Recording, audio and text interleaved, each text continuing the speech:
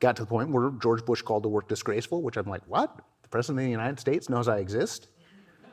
And he doesn't like what I'm doing? Well, right on to that. This is a great job. I want to do this for the rest of my life.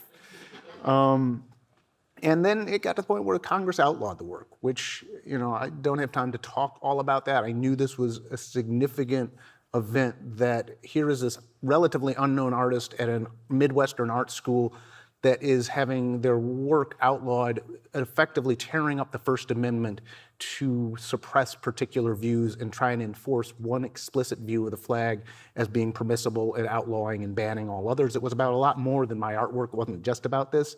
But I will say that this was trying to make patriotism mandatory and compulsory. And so what does one do when one's confronted by an unjust law? One defies that law. So this is me burning flags on the steps of the US Capitol.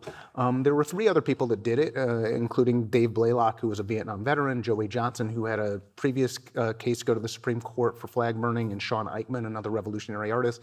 But I was the good-looking one. So I had the photo op.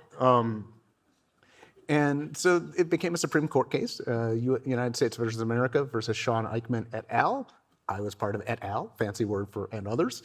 And so now you guys can do whatever you want with the flag. You can wear it as a flag lapel pin. You can fly it proudly on the 4th of July. You can burn it. You can blow your nose in it. You can wipe your butt with it. You can make art with it.